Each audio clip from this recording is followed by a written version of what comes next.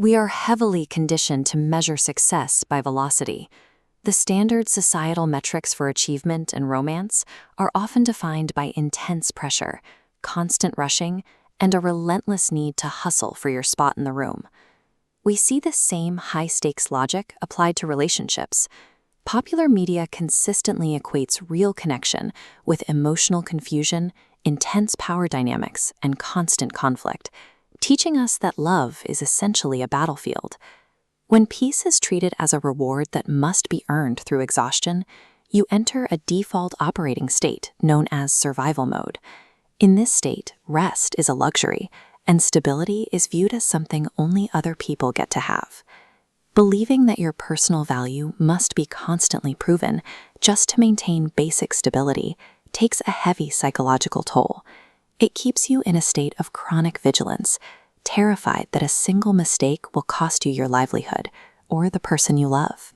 You can accumulate high salaries and relationship milestones under these conditions, but achieving traditional success without underlying emotional safety creates a well-decorated cage of perpetual fear rather than actual abundance. To build a sustainable life, the focus has to shift inward to establish a new psychological baseline. The true goal moves from accumulating external proof to achieving emotional safety, which starts with the ability to wake up without panic and operate free from constant fear. The healing process redefines how we measure progress. Real growth rarely looks like an overnight makeover. It is much quieter. It looks like becoming incrementally more consistent, self-aware, and emotionally stable than you were the week before. This deep internal foundation is built through specific daily micro-decisions. It happens every time you establish a rigid boundary, choose a healthy habit, and slowly learn to trust your own intuition instead of second-guessing yourself. This graph shows two paths. The chaotic trajectory relies on bursts of anxiety, while the steady curve is built on daily discipline. You don't need to rush. Step-by-step consistency creates permanent stability by laying down support beams, ensuring you maintain the life you're building. Internal emotional safety acts as the absolute prerequisite framework. You can only build secure, healthy external connections with others when you have finally become a safe place for yourself. As you become your own source of stability, your appetite for high-friction connections changes. You may find that the familiar pull of trauma bonding, where shared wounds are mistaken for intimacy, starts to feel more like a drain on your energy than a sign of deep connection. Instead, the mechanics of a healthy connection allow you to be visible. You no longer have to simply suppress your own needs, silence your concerns, or abandon your own identity simply to convince a partner to stay in the room. The core requirement for partnership becomes emotional maturity.